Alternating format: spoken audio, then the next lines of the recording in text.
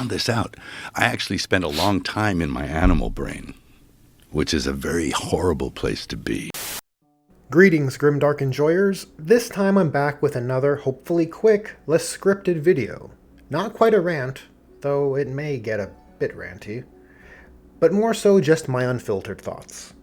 Earlier today, I had a call with Northern Exile, where we recorded a discussion focusing on looking over 11th edition community expectations with regards to 40k, which was fun. You can go check that out on Northern Exile's channel if you want to see that video. This video is about the additional Space Wolves character previews from earlier this week, which North and I touched on during that call, but I figured I may as well bang out something quick for the channel while the thoughts are fresh. Plus, I think I've got a pretty good meme opener I've been sitting on. I'm in my animal brain. And the crux of the topic, with regards to the Space Wolves character preview, is when is enough enough?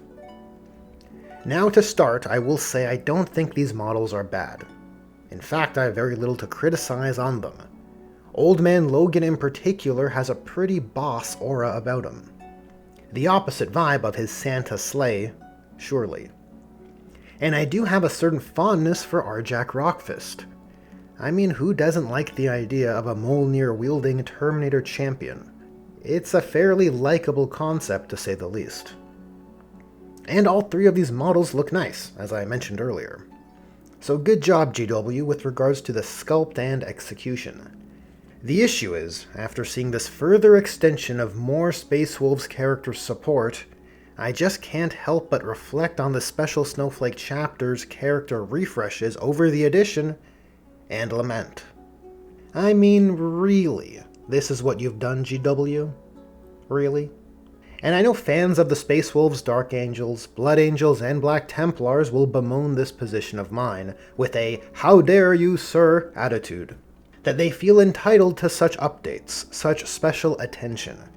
And listen, I hear you, and I understand you. And it's a rationale that's easy enough to understand, as you've bought into those Special Snowflake chapters under the assumption you would be given special treatment.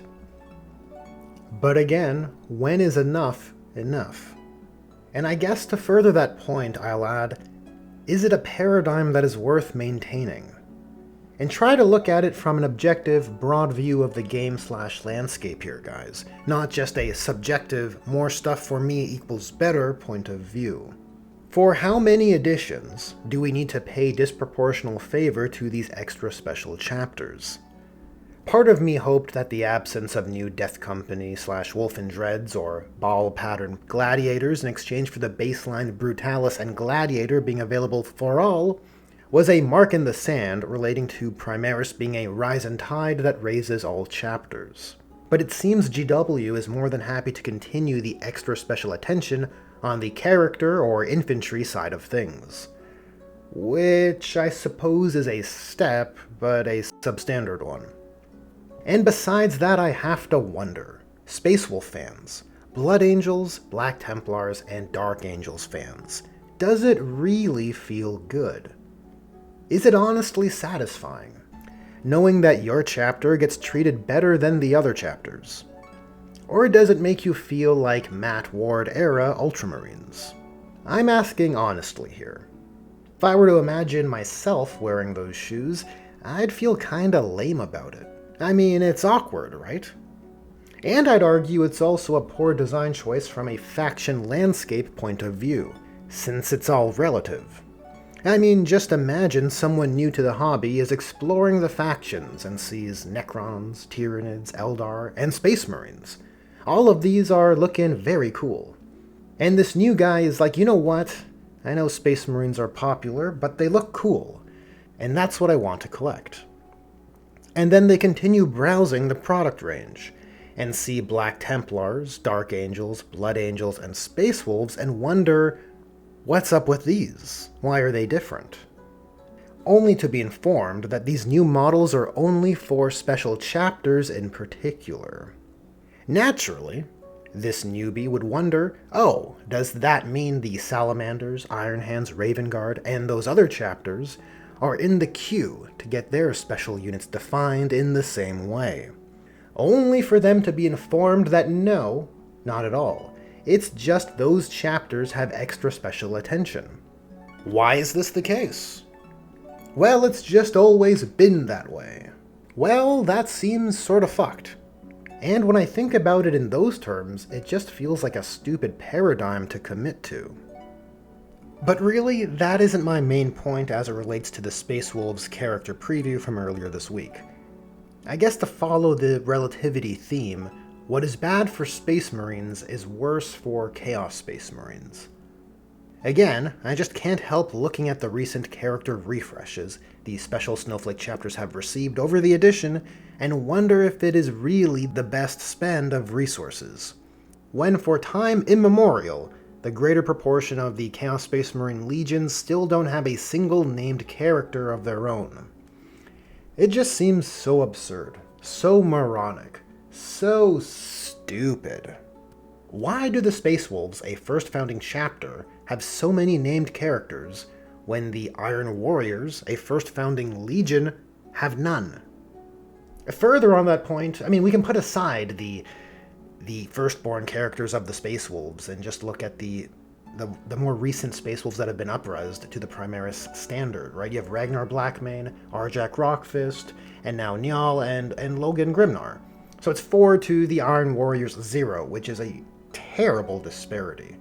The disparity is insipid.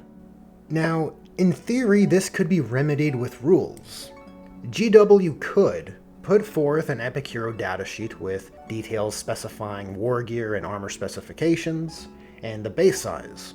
And I'll offer up a trigger warning in case GW is watching, to encourage players to hobby in this hobby.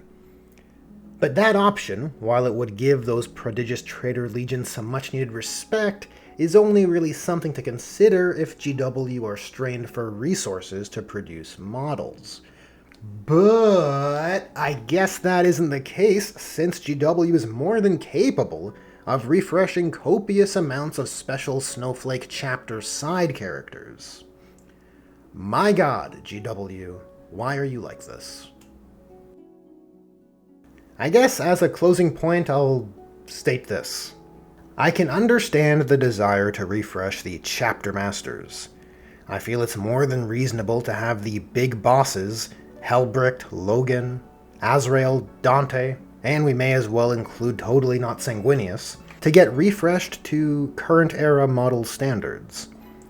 But for the others, the B characters, like Arjac, Njal, Asmodai, Lamartes, and Astaroth, I can't help but come away feeling, wouldn't it be better for the overall faction landscape, hell, the overall IP, if those character sculpt resources were allocated so each Traitor Legion could finally have one epic hero? Well, that's a wrap on this one. If you enjoyed this video, there are buttons for liking, sharing, and subscribing.